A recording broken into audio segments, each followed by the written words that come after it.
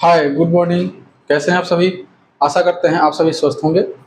चलिए शुरू करते हैं हम लोग आज का अपना क्लास। आज हम लोग वर्दी सीरीज करने वाले हैं।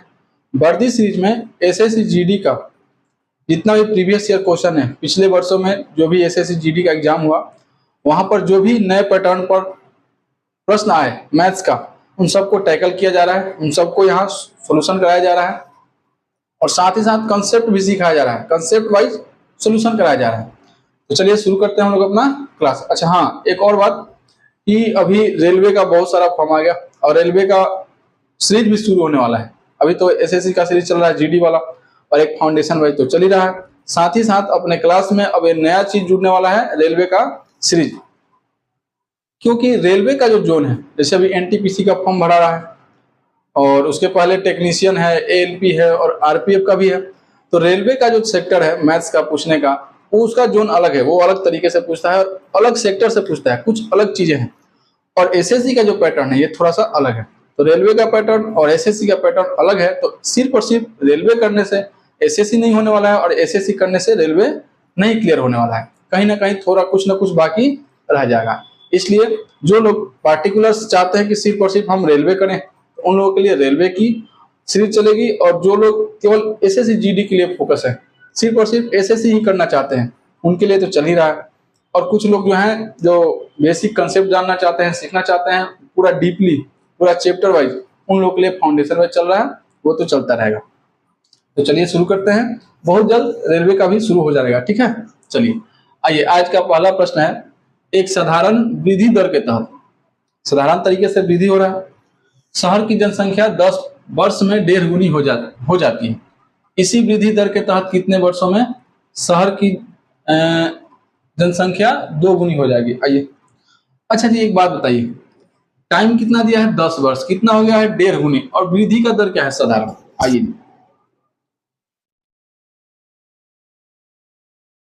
साधारण वृद्धि दर है। नॉर्मली देखा जाए तो जनसंख्या जो वृद्धि होता है वो क्या होता है कि चक्रवृद्धि के रूप में होता है ना जी। लेकिन यहाँ क्या दिया है? साधारण वृद्धि हो रहा है, साधारण तरीके से, साधारण तरीके से वृद्धि हो रहा है। और कितने वर्ष में?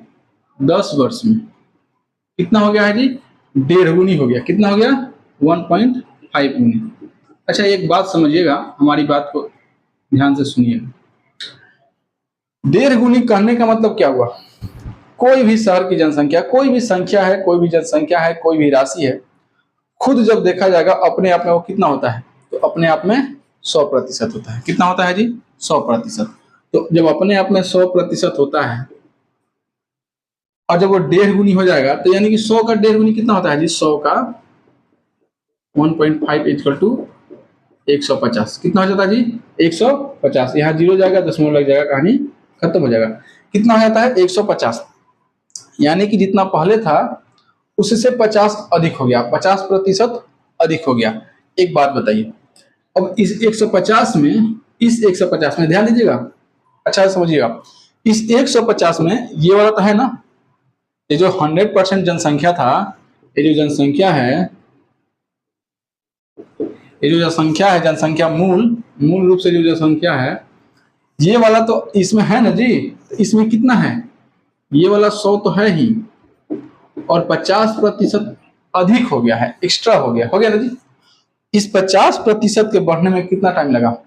10 वर्ष लगा। तो इसको लिख सकते हैं हम कि 50% बढ़ने में 10 वर्ष। और वही तो पूछ रहा है कि 2 गुना होने में कितना समय लगेगा। तो बाबू एक बात बताइए, जब 1.5 गुना होना था यानी कि 50% एक्स्ट्रा हुआ, 150%, 150% हो गया। जब 2 गुनी कहेगा, यानी इसका मतलब क्या हुआ? 200%। 2 गुनी का मतलब 2 गुनी बोले तो 200%। इस 200% में मूल कितना है? मूल है अपना 100%। और जो वृद्धि हुआ है, वृद्धि कितना हो गया? 100%। तो कितना वृद्धि हो रहा है? 100%। जब 50% की वृद्धि हो रही थी तो 10 वर्ष लगा। जब 100% का वृद्धि होगा तो कितना वर्ष लगेगा? यही तो पूछा है कि जब 100% की वृद्धि होगा तो कितना प्रतिशत, कितना वर्ष लगेगा? 20 वर्ष लगेगा। कितना लगेगा? 20 वर्ष लगेगा। जब 50% 10 वर्ष, तो 100% 20 वर्ष। रेशियो रूल से भी निकाल सकते हैं। यही आपका आंसर होगा, ठीक है। ये आपका आंसर हो जाएगा चेक कीजिए ऑप्शन 20%। हाँ जी, option number C, option number C click कीजिए, नोट कीजिए, इसको छापिए।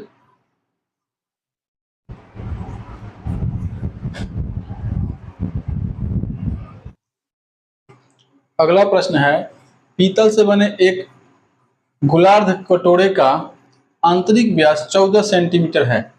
15 रुपया प्रति सेंटीमीटर स्क्वायर की दर से इसे अंदर से रंगने का खर्च ज्ञात कीजिए।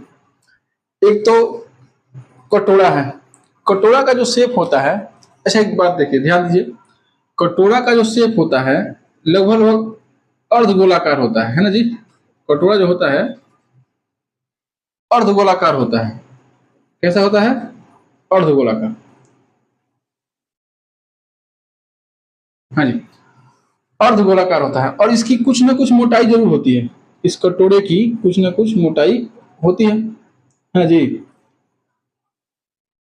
कटोरे का कुछ ना कुछ मोटाई होता है। अब जब देखा जाएगा कटोरा को अच्छे से, जब अच्छे से देखा जाएगा ध्यान से, तो एक तो कटोरा के बाहर का जो मोटाई है चारों तरफ, उसको अगर देखा जाए तो वो भी एक वृत्ताकार है।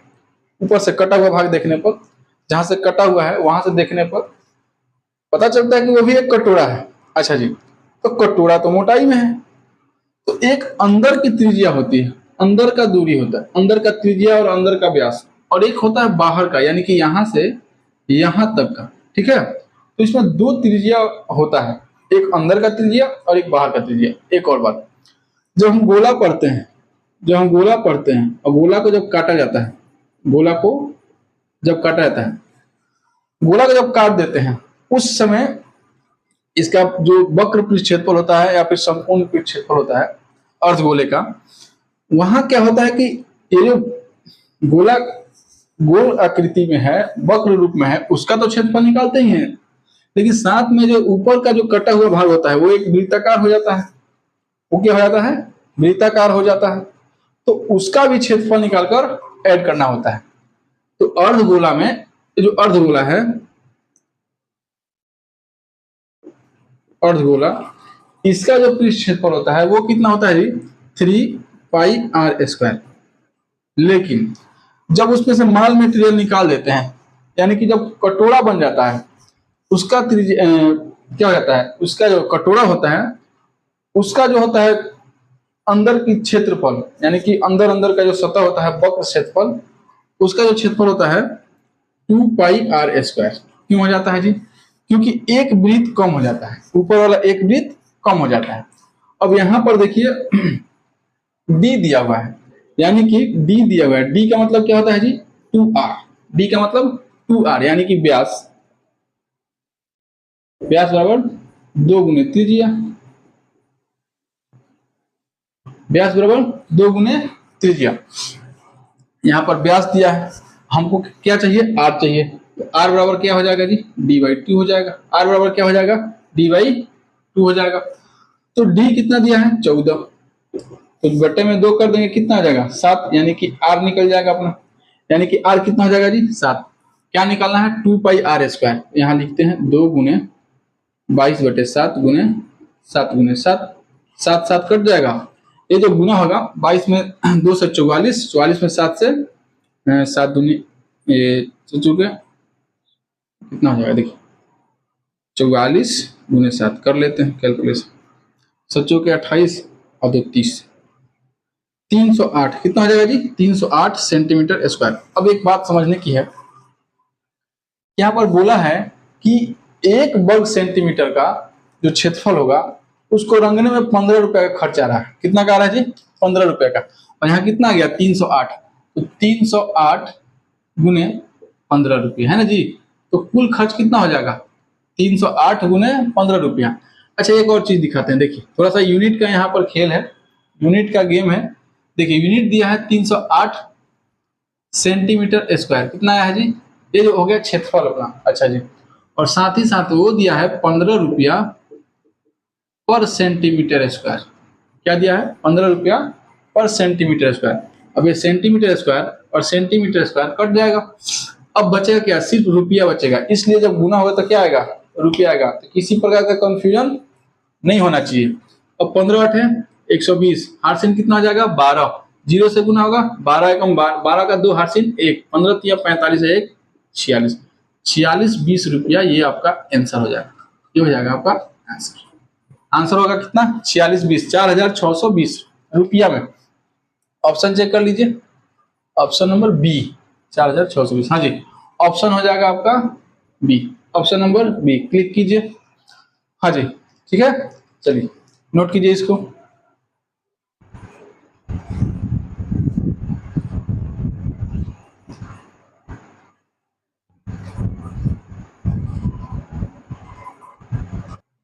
अगला प्रश्न है 20% वार्षिक ब्याज दर पर 12,500 रुपया कितने वर्षों में 21,600 रुपया हो जाएगा जब ब्याज वार्षिक रूप से चक्रवृद्धि हो। सीआई का क्वेश्चन है। एक बात तो तय है कि अभी हम लोग ये लगभग 15वां क्लास है एसएससी जीडी का वर्दी सीरीज का, है ना जी। और इस 15 क्लास में लगभग कोई ऐसा क्लास नहीं है जिस क्लास में सीआई से प्रश्न पूछा, है ना जी। परसेंट रूल बहुत ज्यादा पूछ रहा है एसएससी जीडी में, ये तो समझ में आ गया। तो आपको प्रतिशत, डिस्काउंट यानी कि बटा, ठीक है, छूट, प्रॉफिट एंड लॉस, एसआई और सीआई, इस 5 चैप्टर पर भरपूर कमांड होना चाहिए। किसके लिए? एसएससी जीडी के अकॉर्डिंग, यानी कि एसएससी जीडी में यहां से क्वेश्चन बहुत ज्यादा ले रहा है। रेशियो रूल के मुकाबले, रेशियो रूल के तुलना में प्रतिशत रूल से बहुत ज्यादा क्वेश्चन ले रहा है ना जी, ये तो है। अच्छा देखिए दिया क्या है 20% वार्षिक, क्या क्या दिया है जी, आर दिया है 20% वार्षिक, है ना जी। अच्छा पी कितना दिया है, पी दिया है 12,500 रुपये, अच्छा जी। और ए कितना दिया है 21,600 रुपये। और टाइम पूछ रहा है कि कितने दिन में हो जाएगा। और ये जो चक्रवृद्धि ब्याज है ये वार्षिक रूप से, वार्षिक रूप से चक्रवृद्धि हुआ है ना जी, वार्षिक रूप से चक्रवृद्धि हुआ है। एक बात बताइए, ए दिया हुआ है, पी दिया हुआ है और आर भी दिया हुआ है, बड़ा ही आसान हो गया ना जी। यहाँ से तो मतलब कुछ भी निकालने के ज्यादा मतलब क्या बोलते हैं, कोई दूसरा फॉर्मूला रूल वगैरह यहाँ रट्टा मारने वाला ये लगाने की कोई जरूरत नहीं है। यहाँ आराम से क्या कर लेंगे, ए इजकल टू क्या होता है जी, A is equal to P into 1 plus R by 100 to power T होता है ना जी, यही होता है। लगा देते हैं ना। ए का वैल्यू कितना दिया है 21,600। अच्छा ये पी जो है यहाँ से हटेगा तो यहाँ बटा में नहीं आ जाएगा, यहाँ से हटेगा नीचे, यहाँ बटा में आ जाएगा, यानी कि डायरेक्टली लेकर आते हैं यहाँ एक 12,500, यहाँ रुपया है, यहाँ भी रुपया है, इजकल टू 1 प्लस, अच्छा आर कितना है 20 है, तो 100 में 20% बढ़ जाएगा, कितना हो जाएगा 120। इसको कैलकुलेट करेंगे ना तो 120 हो जाएगा, कितना अब बटे में कितना 100, और कोष में कितना है जी, ऊपर पावर में टी है, यानी कि समय बताना है। यहाँ देखिए ध्यान से, ये कट जाएगा ना जी 6 बार में, यहाँ 5 बार में, ये भी कट जाएगा 216 बार में और 125 बार में, और यहाँ आपका पावर बचा हुआ। अब आपको इसको तोड़ना है, टूटेगा याद होगा आपको, क्यू याद होना चाहिए, स्क्वायर रूट याद होना चाहिए, हमने बताया भी था, और पीछे क्लास भी कराया था अपनी भाषा में, अपने क्षेत्रीय भाषा में, खूब अच्छा से बाइलिंगुअल पढ़ाया है, भोजपुरी और हिंदी में। वर्ग निकालना, स्क्वायर निकालना, क्या बोलते हैं, घन निकालना, वर्गमूल निकालना, घनमूल निकालना, गुना करना, अलग अलग वैरायटी से। 100 के नजदीक का वर्ग कैसे निकलेगा, 1000 के नजदीक का वर्ग कैसे निकलेगा, 10 से लेकर 99 तक का अगर वर्ग निकालना हो वो कैसे निकलेगा, 100 से लेकर 1999 तक का वर्ग निकालना हो वो कैसे निकलेगा। गुना हमने अलग अलग प्रकार से सिखाया, 1000 के नजदीक का गुना, 100 के नजदीक का गुना, जब 100 से अधिक हो, जब 100 से कम हो, जब 1000 से अधिक हो, 1000 से कम, मिसलेनियस, 2 अंक का, यानी कि बहुत प्रकार से, बहुत तेरे तरीके से सिखाया हमने। अब इसको देखिए, यहाँ आपको याद होना चाहिए कि जो 125 से 5 का क्यों है, 125 जो है 5 का क्यू है, तो 5 गुने 5 गुने 5 होगा। अच्छा तो इसको ऐसे लिख सकते हैं 5 का क्यू, डायरेक्टली ऐसे लिख सकते हैं 5 का क्यू। अच्छा जी ये क्या है 6 है, यहाँ 5 का क्यू, ये कितना है 6 का क्यू होता है। अच्छा जब दोनों पर क्यू है तो ऐसा नहीं कर सकते हैं कि यहाँ से हटाएंगे और यहाँ लगा देंगे, नहीं हो गया। अच्छा जी, और बराबर में क्या है 6/5 की पावर टी। अब एक बात बताइए, ये जो बटे वाला है ये तो कट गया, क्या बचा t इक्वल टू 3, यानी कि 3 बच गया, t का वैल्यू कितना आ गया 3, यहाँ लिख दे, हाँ जी t इक्वल टू 3 वर्ष, ये आपका आंसर होगा। ऑप्शन देखिए और क्लिक कीजिए। इसको अगर जल्दी में करेंगे ना, मुश्किल से 20 सेकंड लगेगा, उससे भी कम में हो जाएगा, क्योंकि जैसा ही कटेगा आपको दिख रहा है यहाँ पर 216 और 125 6 और 5 का होता है, इधर 5/6 है, क्यू है, कहानी खत्म, यानी कि 3 वर्ष में होता है। ये ऑप्शन चेक कर लीजिए, डी, ऑप्शन नंबर डी, ये होगा आपका आंसर। क्लिक कीजिए, इसको नोट कीजिए, छाप लीजिए।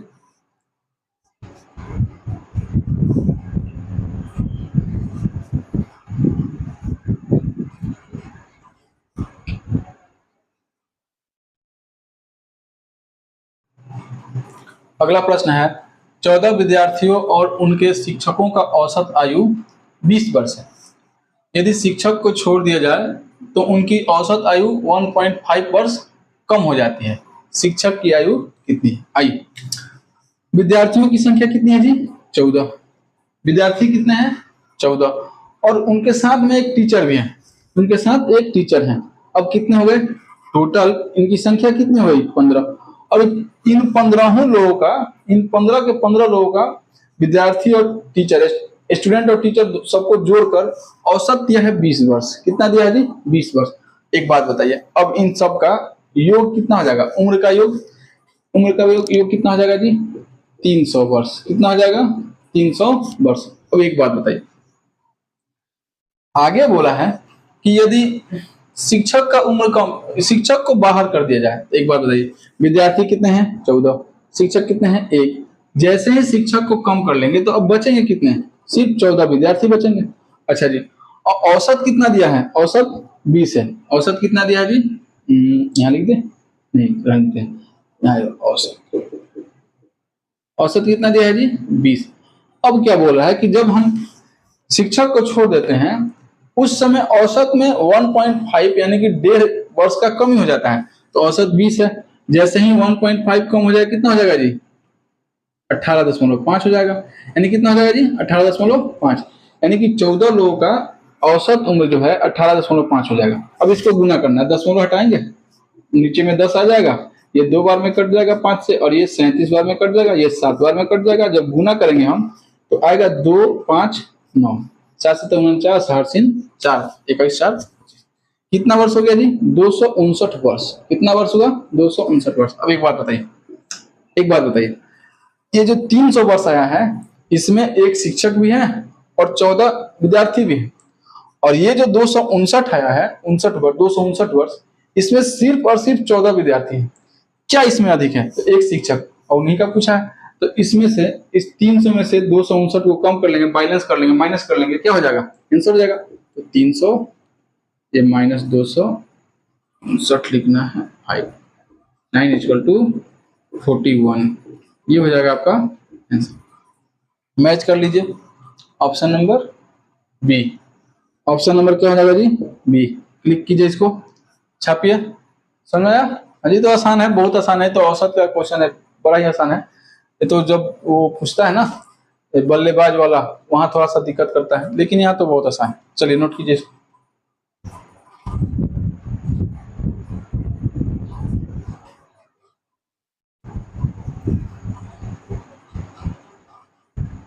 अगला प्रश्न है, एक चोर 3:30 PM पर, है ना जी, 3:30 PM पर एक कार चुराता है और उसे 80 किलोमीटर पर आवर की चाल से चलाता है। यदि चोरी का पता 4 PM यानी 4 बजे चलता है, 4 PM पर चलता है, और मालिक दूसरी कार से 90 किलोमीटर की चाल से पीछा करता है, तो चोर को कब पकड़ लेगा? आइए, टीडीएस का क्वेश्चन है, चोर पुलिस वाला, उसी टाइप का क्वेश्चन है। यहाँ पर चोर पुलिस की जगह पर मालिक दिया है। इसको तो अभी हम लोग पीछे वाले क्लास में भी किया हमने। आइए जी, अच्छा 3:30 हो रहा है, कितना हो रहा है? 3:30।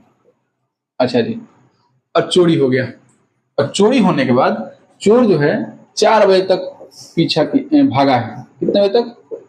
4 बजे तक। एक बात बताइए, 3:30 से 4 बजे के बीच कितना समय लगा? 30 मिनट। कितना? 30 मिनट। यानी चोर कितना देर तक भाग गया है जी? 30 मिनट तक। अब इस 30 मिनट को क्या बोल सकते हैं? 0.5 आवर, आधा घंटा, है ना जी? 0.5 आवर बोल सकते हैं, आधा घंटा बोल सकते हैं। यानी कि आधा घंटा तक वो 80 किलोमीटर पर आवर के स्पीड से भागे जा रहा है। कितने की स्पीड से? 80 की स्पीड से। इसका मतलब क्या हुआ जी? 80 किलोमीटर पर आवर, यानी कि 80 किलोमीटर पर आवर का मतलब क्या होता है? एक घंटा में 80 किलोमीटर। अब एक बात बताइए, जब एक घंटा में 80 किलोमीटर भाग सकता है तो आधा घंटा भागा है, तो आधे घंटे में कितना हो जाएगा जी? आधे घंटे में 40 किलोमीटर, यानी कि 60 मिनट में 80 किलोमीटर गाड़ी चलाकर भागा है, तो 30 मिनट में कितना दूर जाएगा? 40 किलोमीटर जाएगा। अब क्या बोला है? उसके बाद जस्ट 4 बजा, जैसे ही 4 बजा मालिक उठा, दूसरा गाड़ी लिया और उसी के पीछे जिधर चोर भागा है उसके पीछे भागना शुरू किया। और इस बार मालिक का जो स्पीड है वो 90 है। कितना है जी? 90 है, 90 किलोमीटर पर आवर। अब यहाँ समझने की बात यह है कि चोर तो अभी रुका नहीं। चोर जो भागा था वो रुका है? नहीं रुका है, वो भी भागे जा रहा है और पीछे से मालिक उसको चहेटे जा रहा है, पकड़ने की कोशिश कर रहा है। चोर जो भाग रहा है वो 80 किलोमीटर पर आवर की स्पीड में जा रहा है। कितने की स्पीड में? 80 किलोमीटर पर आवर की स्पीड में ये चोर है। अच्छा जी, और मालिक जो है ये कितने की स्पीड में जा रहा है जी? 90 किलोमीटर पर आवर की स्पीड में। जब एक घंटा होगा, जैसे ही जब एक घंटा होगा तो मालिक चोर से 10 किलोमीटर आगे निकल जाएगा। कितना निकल जाएगा जी? 10 किलोमीटर। अब इसको क्या बोलते हैं जी? सापेक्ष चाल। क्या बोलते हैं? सापेक्ष चाल, यानी कि 10 किलोमीटर पर आवर। ये क्या हो गया? सापेक्ष चाल हो गया। अब इसी चाल से जितना दूर वो भाग चुका है उस दूरी को कवर करने में जितना समय लगेगा वही उतना समय होगा चोर को पकड़ने का, है ना जी? यानी कि 40 किलोमीटर का दूरी है और सापेक्ष चाल कितना आ गया? 10 किलोमीटर पर आवर। किलोमीटर से किलोमीटर गया और ये जो घंटा है बटा में है, नीचे से कहाँ चल जाएगा? ऊपर। ये चल जाएगा ऊपर और ये कट जाएगा 4 बार में, यानी कि 4 घंटा। ये आपका आंसर होगा, है ना जी? ये आंसर हो जाएगा। ऑप्शन चेक कर लीजिए, समझ में आया? ठीक है, हाँ जी। हुआ यूं कि 80 के स्पीड से भाग रहा है चोर और 90 की स्पीड से मालिक, यानी कि 10 किलोमीटर बेसी भाग रहा है मालिक। ठीक है ना जी? तो जो 40 किलोमीटर का गैपिंग हुआ था उसको 4 घंटे में कंप्लीट कर लेगा। ये आंसर हो जाएगा। ऑप्शन चेक कर लीजिए, ए दिया। अच्छा जी, समय पूछा है कि कब पकड़ लेगा। देखिए जी, 4 घंटा लगेगा। कितना टाइम लगेगा? 4 घंटा। अब देखिए टाइम, 3:30 बजे चोरी हुआ और 4 बजे मालिक उसको पकड़ने के लिए चला अपने घर से। तो 4 बजे से ना शुरू हुआ। रेस कितना बजे से शुरू हुआ? 4 बजे से, यानी कि धर्म धराई पकड़ा पकड़ी कब शुरू हुआ? 4 बजे। तो 4 बजे के बाद 4 घंटा लगा है, मालिक ने पकड़ा है। तो मालिक कितना दूर गया है? 40 किलोमीटर। मालिक कितना दूर का कवर किया? 40 किलोमीटर का। कितना समय में? 4 घंटे में। तो 4 बजे से ना 4 घंटा होगा तो कितना हो जाएगा? 4 + 4 यानी कि 8 बजे। ये आपका आंसर हो जाएगा। ये आंसर नहीं है, ऑप्शन ऐसा नहीं पूछा है। 8 बजे, 8 बजे ए ऑप्शन में है ना जी?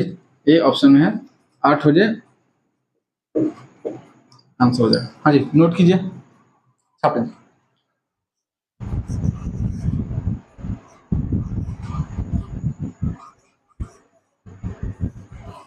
अगला प्रश्न है, 35 और 42 का लघुत्तम समापवर्त को 32 और 40 के महत्तम समापवर्त से भाग करें।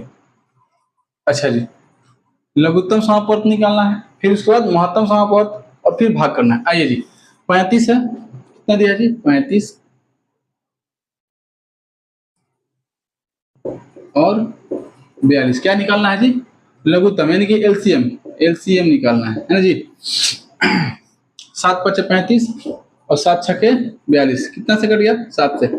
35 और 6 है ना जी?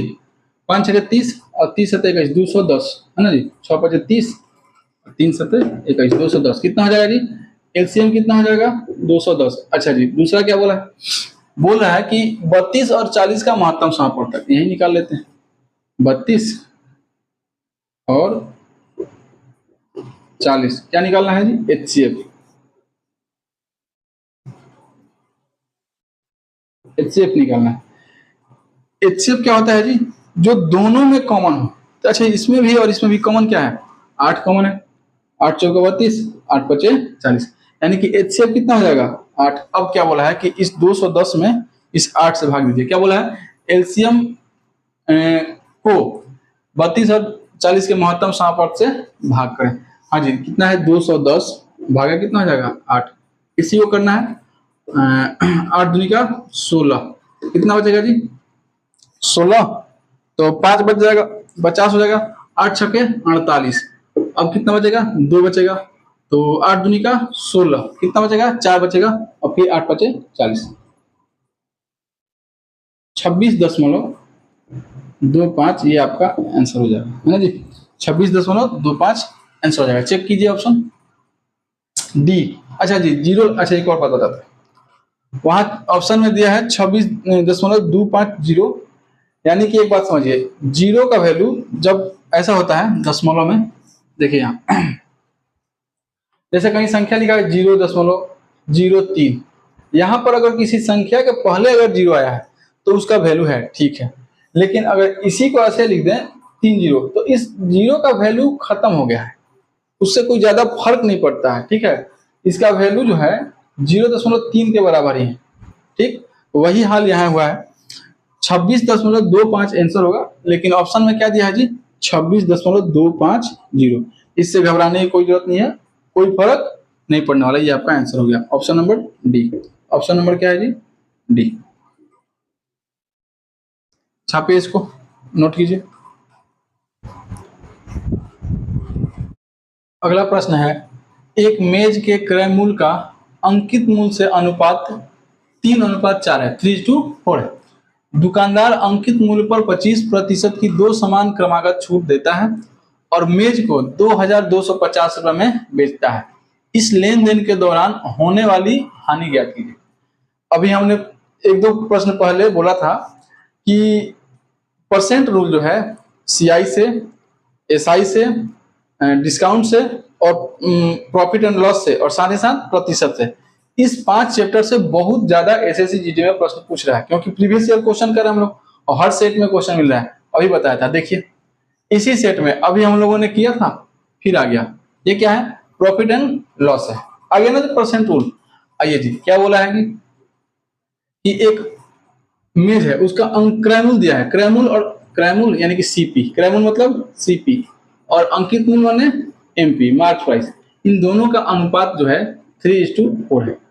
यानी इसको अगर हम संख्या बना लें, इस अनुपात को कुछ समय के लिए संख्या बना लें, जैसे कि अगर हम इसको बोले कि ये जो क्रय मूल्य है 300 रुपया के बराबर है, क्या है जी मान लेते हैं कुछ देर के लिए, माना ठीक है 300 रुपया के बराबर है, तो अपना अंकित मूल्य कितना हो जाएगा, अंकित मूल्य हो जाएगा 400 के बराबर, नहीं हो जाएगा जी, अंकित मूल्य कितना हो जाएगा 400 के बराबर।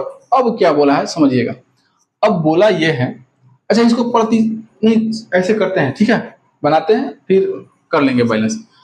हमने मान लिया कि ये 300 रुपए के बराबर है, इसको बढ़ाकर 400 रुपया कर लिया। अच्छा जी अब क्या बोला है कि 25% का छूट दे दिया, तो हमेशा अंकित मूल्य पर ही ना छूट दिया जाता है जी, छूट जो होता है अंकित मूल्य पर दिया जाता है, तो अंकित मूल्य अपना कितने के बराबर है 400 रुपये के बराबर है, तो इस 400 पर 25% का छूट देंगे, 400 पर 25% का छूट देंगे तो ये कितना हो जाएगा 75 हो जाएगा। और ऐसे भी दिख रहा है कि इसका 25% कितना हो जाएगा जी 100 हो जाएगा, तो 100 छूट दे देंगे। इसको बहुत तरीके से बना सकते हैं, ठीक है अगर 100 छूट दे देंगे तो 400 का 75% है जी। और फिर क्या बोला है कि एक बार फिर इसी पर 25% का छूट दीजिए, यानी कि एक और 25% का छूट।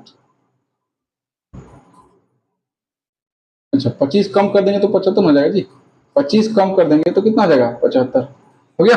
अब देखिए 2 जीरो से ये 2 जीरो कट गया, और ये 25 से 3 बार में, 25 से ये 4 बार में कट जाएगा, और ये 4 से 4 कट जाएगा। अब कितना आ जाएगा 25 में 3 से गुना कर देंगे, 75 में 3 से गुना, सॉरी 3 5 15 8 1 7 21 1 22, 225 रुपये में बेच दिया, यानी कि एसपी कितना आ गया 225। अब जो लाभ होता है या फिर हानि होता है वो तो सीपी से कैलकुलेट होता है, किससे सीपी से। ऐसे ही दिख रहा है कि यहाँ पर घाटा हुआ है, ऐसे ही दिख रहा है कि यहाँ पर घाटा हुआ है, लेकिन अब एक चीज देखिए, आइए दिखाते हैं आपको। यहाँ जो दिया है एसपी जो दिया है 2250 रुपया दिया है, ये जो अपना एसपी है ये तो माना हुआ है ना जी, ये ओरिजिनल नहीं है, ये जो विक्रय मूल्य है ओरिजिनल नहीं है, विक्रय मूल्य तो दिया है 2250, ये माना था हमने तो इतना आ गया। तो सोचिए कि जब 2,225 रुपया पर कितना दिया है जी, 225 रुपया पर दे रहा है 2,250 दे रहा है ना जी, 2,250। तो एक बात बताइए, यहाँ घाटा कितना हुआ है, 300 रुपया में खरीदा था, 225 रुपया में बेचा है, यानी घाटा कितना हुआ जी, 200 नहीं 250 75 रुपया का घाटा हो गया। कितना घाटा हुआ जी, ये हानि हुआ 75 रुपये का हानि। तो जब 225 पर 2,250 है तो 75 पर कितना हो जाएगा, नहीं निकाल सकते हैं, गुने 75 बटे 225, ये कट जाएगा 10 बार में, लेकिन गुना हो जाएगा कितना, 750 रुपया। थोड़ा सा अलग तरीके से नहीं हो गया, इसको बहुत आसानी से कर सकते हैं और बहुत सारा तरीका है। अब हम ही इसको कम से कम 5 तरीके से बना सकते हैं, 5-6 तरीके से, ठीक है। अब यहाँ सडनली यही दिमाग में इसी तरह बना दी, चलिए नोट कीजिए, इसको छापिए। और भी बहुत सारा तरीका है बनाने का, फिर कभी ऐसा क्वेश्चन आएगा अगली बार तो दूसरे तरीके से बना देंगे। चलिए ऑप्शन चेक कर लीजिए, option number D, option number G D पर क्लिक कीजिए, ये आपका आंसर हुआ, नोट कीजिए इसको।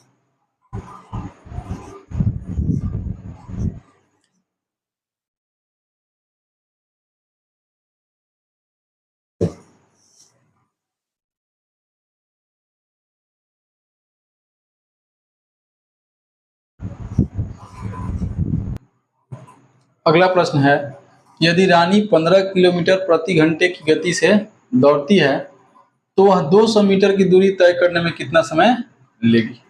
आइए जी, अच्छा चाल कितना दिया है जी, स्पीड कितना है, 15 kilometre per hour, 15 kilometre per hour, अच्छा जी। और दूरी कितना दिया है, दूरी जो है 200 मीटर में दिया है। पहली बात यही समझने की है कि जब चाल अपना किलोमीटर प्रति घंटा में है तो दूरी किस में होना चाहिए, किलोमीटर में होना चाहिए। लेकिन जब दूरी मीटर में दिया हुआ है तो हमको चाल किस में होना चाहिए, हमारा मीटर प्रति सेकंड में। तो सबसे पहला काम क्या करेंगे कि जो चाल जो है ये जो स्पीड है इसका यूनिट चेंज करेंगे, क्या करेंगे, यूनिट चेंज करेंगे। तो ये तो बड़ा यूनिट में है ना जी, किलोमीटर पर आवर, इसमें है किलोमीटर में है, तो किलोमीटर में तो 1000 मीटर होता है, यानी कि बड़ा है। और बड़ा से छोटा में जाना है, किलोमीटर से मीटर प्रति सेकंड में जाना है। तो इसको चेंज करने के लिए क्या बताया, इसके पहले भी क्वेश्चन किए हम लोग, 15 में क्या करेंगे, 18/5 से गुना कर देंगे, क्या करेंगे, नहीं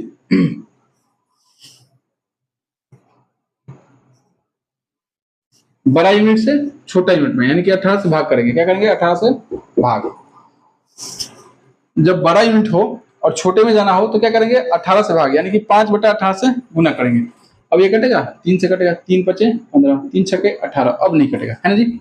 अच्छा जी, दूरी कितना है, अच्छा ये कितना हो जाएगा, चाल कितना हो जाएगा, स्पीड हो जाएगा आपका 25/6, कितना हो जाएगा, 25/6। दूरी कितना है, 200 मीटर, और इसी दूरी को 25/6 मीटर प्रति सेकंड की चाल से तय करेगा।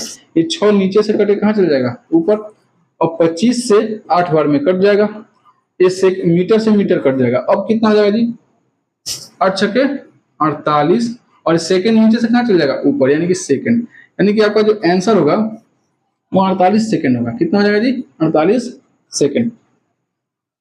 हाँ जी, ऑप्शन चेक कर लीजिए, option number C, option number C, ये आपका आंसर होगा। हाँ जी, समझ में आया, यहाँ पर कैलकुलेशन समझ में आया। जब क्या होता है कि मीटर प्रति सेकंड होता है और मीटर प्रति सेकंड के सेकंड को किलोमीटर प्रति घंटा में चेंज करते हैं तो 18/5 से गुना करते हैं। लेकिन जब किलोमीटर प्रति घंटा होता है और उसको चेंज करना होता है मीटर प्रति सेकंड में तो 5/18 से गुना करते हैं। यहाँ वही किया हमने, यूनिट चेंज कर दिया। तो ये था किसमें, किलोमीटर प्रति घंटा में, ये आ गया मीटर प्रति सेकंड में। प्रति सेकंड बोलने का मतलब ये तो सेकंड जो है नीचे है, बटन है, ये चल जाएगा ऊपर, जैसे 6 ऊपर चला गया था ये भी चल जाएगा। ये आपका आंसर हुआ, नोट कर लीजिए, छाप लीजिए।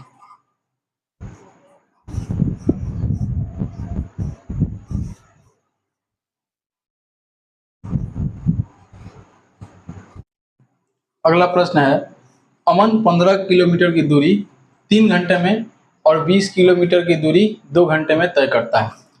अमन की औसत चाल क्या है। आइए, इसके पहले बहुत से प्रश्न किए हम लोग औसत चाल पर, है ना जी। इसके पीछे वाले जितने भी क्लास हैं लगभग लगभग सभी क्लास में एक औसत का क्या बोलते हैं, औसत चाल पर आधारित प्रश्न आ ही रहा है। यहाँ हमने क्या बताया आपको, हर बार बताया कि कोई फॉर्मूला से नहीं जाएंगे हम लोग। हम क्या करेंगे कि जब भी औसत चाल पूछे तो आपको कुल दूरी और बटा कुल समय याद रखना है, बस इसी के साथ जाएंगे, किसी ट्रिक के लिए नहीं जाएंगे। हाँ जी, कुल दूरी, अच्छा कितना दूर गया है जी, 15 किलोमीटर गया है, कितना, 15 किलोमीटर। अच्छा जी, और फिर दूसरा क्या है, 20 किलोमीटर, तो इसको जोड़ देंगे 20 किलोमीटर, यानी कि अब दूरी कितना हो गया जी, 15 पहले था और 20, तो 15 और 20 कितना हो जाएगा, ये आपका कुल दूरी कितना हो जाएगा जी, 35 किलोमीटर। अच्छा जी, और फिर क्या बोला कि कुल दूरी बटा कुल समय। अच्छा जी, जब 15 किलोमीटर की दूरी तय कर रहा था तो कितने टाइम लगा, 5 घंटा लगा। कितना टाइम लगा, 5 घंटा, 3 घंटा, सॉरी सॉरी, कितना टाइम लगा, 3 घंटा। तो कुल टाइम निकालना है, 3 घंटा टाइम लगा यहाँ पर। अच्छा जी, और जब 20 किलोमीटर की दूरी तय किया तो कितना टाइम लगा, 2 घंटा टाइम लगा, यानी कुल समय कितना हो गया, कुल समय कितना हो गया जी, 5 घंटा। और ये इसी को तो पूछ रहा है, कुल दूरी बटा कुल समय, औसत चाल हो गया, कुल दूरी बटा कुल समय औसत चाल हो गया। और 5 से 7 बार में कट जाएगा, यानी कि 7, ये ऊपर में क्या है, किलोमीटर है, और नीचे में क्या है, घंटा है, यानी प्रति घंटा। ये हो जाएगा आपका औसत चाल।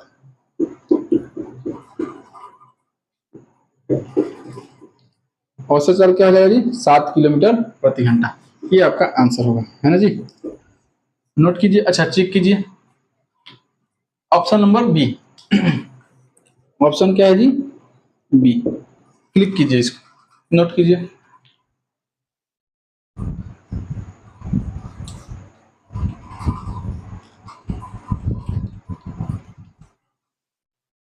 अगला प्रश्न है, एक पुस्तकालय में गणित की पुस्तकों की संख्या का 25% भौतिकी के पुस्तकों की संख्या के 2/3 के बराबर है।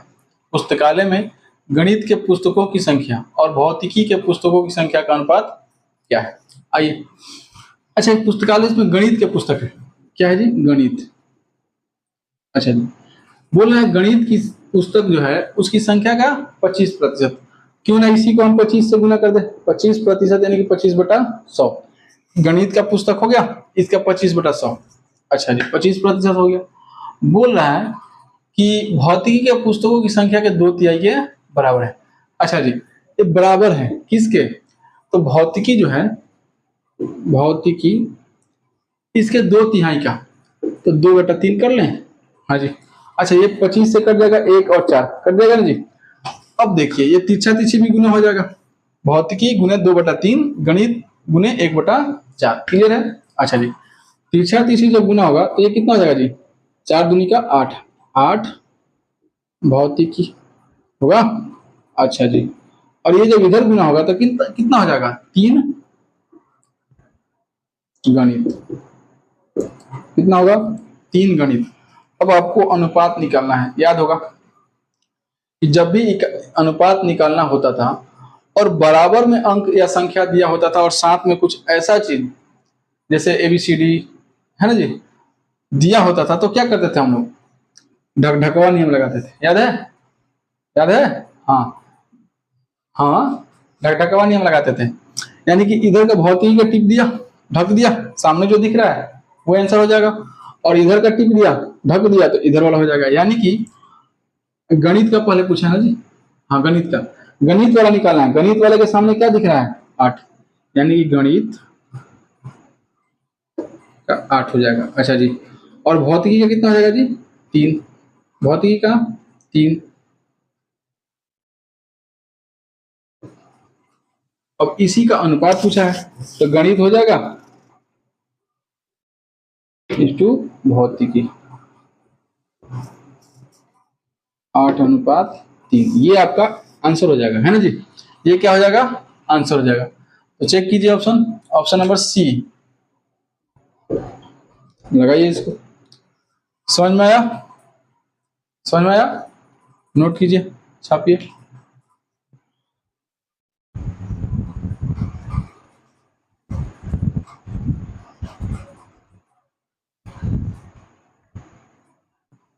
अगला प्रश्न है, एक बल्ला ₹750 में खरीदा जाता है और 8% की हानि पर बेचा जाता है। इसका विक्रय मूल्य क्या है ना जी। अच्छा, ये अपना अंतिम क्वेश्चन भी होगा। एक तो प्रॉफिट लॉस है ना जी, लाभ हानि से प्रश्न है। बोला है सीपी कितना दिया है जी, ये 750। क्रय मूल्य कितना दिया है, ₹750। अच्छा जी। अच्छा, कोई भी संख्या, कोई भी सीपी अपने आप में कितना होता है, 100% के बराबर होता है। ये बात लगभग हमने बहुत बार बता दिया। 100% होता है। कितना होता है जी, 100%। अच्छा, हानि जो होता है सीपी पर होता है, लाभ जो होता है वो भी सीपी पर होता है। सीपी कहने का मतलब हुआ क्रय मूल्य, सीपी कहने का मतलब क्रय मूल्य। अच्छा, 8% का हानि हो गया, यानी कि कितना बेचा गया है जी, सिर्फ और सिर्फ 92% पर बेच दिया गया है। ये क्या हो गया, एसपी हो गया। ये क्या हो गया, एसपी हो गया। देखिए कितना अच्छा से बनेगा और कितना आसानी से बनेगा। देखिएगा, सीपी है कितने के बराबर है, 100% के। सीपी है कितने के बराबर है, 100% का। एसपी कितने के बराबर दिया है, 92% का। बस इसको कैलकुलेट करना है, यानी कि 100% पर ₹750, तो सिर्फ 92% पर ज्ञात करना है, यानी निकाल देना है 92/100। ये कटेगा, फिर 5 से 2 बार में, 5 से 15 बार में, ये कट जाएगा 2 से। हाँ जी, 4 दूनी का 8 और 6 दूनी का 12। 46 में 15 से गुना करेंगे, ये अपना हो जाएगा आंसर। 15 छक्का 90, 15 छक्का 90, हारसिन 9, 15 चौके 60, 9 69। ये हो गया आपका एसपी, यानी कि बिका कितना में है, ₹690 में। ऑप्शन चेक कीजिए, ऑप्शन नंबर बी, ये हो गया आंसर। इसको नोट कीजिए, छाप लीजिए। हाँ जी, तो आज के लिए इतना ही रहने देते हैं। मिलते हैं हम लोग फिर अगली क्लास में। तब तक के लिए आप लोग अपने आप को सुरक्षित रखिएगा, स्वस्थ रहिएगा और अपने तैयारी को बेहतर से बेहतर बनाने के लिए हमेशा प्रयासरत रहिएगा। और एक और सूचना कि हम लोग बहुत जल्द अपना रेलवे का सीरीज शुरू कर रहे हैं ना जी। फाउंडेशन बैच चल रहा है, अनुपात समानुपात और क्या बोलते हैं, खत्म हो गया है, एज शुरू हो चुका है। और आपका वर्दी सीरीज तो चल ही रहा है, वर्दी सीरीज कंटिन्यू रहेगा। और साथ ही साथ इसमें ऐड हो जाएगा क्या, रेलवे सीरीज। रेलवे का एक नया सीरीज शुरू होगा, जिसको आपको जो भी एनटीपीसी अभी फॉर्म फिलअप कर रहे हैं, जो भी फॉर्म भर रहे हैं, तो एनटीपीसी के लिए और रेलवे का कोई भी एग्जाम है, उसका सेक्टर अलग है, उसका कलेक्शन अलग है, इसलिए उसको थोड़ा सा करना जरूरी है। तो वहां से उसको कर लेंगे हम लोग, बड़े ही आसानी से, बड़े ही मजेदार तरीके से करेंगे। तो अगर मेहनत अच्छी लग रही है, अगर लग रहा है कि हाँ कंटेंट में दम है या फिर कुछ मिल रहा है हमको, हमारी बात आप तक पहुंच पा रही है, आप कुछ सीख पा रहे हैं, समझ पा रहे हैं, थोड़ा सा भी बेनिफिशियल है, ठीक है। तो वीडियो को लाइक कीजिए, शेयर कीजिए और चैनल को अगर नए हैं, अभी तक सब्सक्राइब नहीं किए हैं, चैनल को सब्सक्राइब कीजिए। धन्यवाद।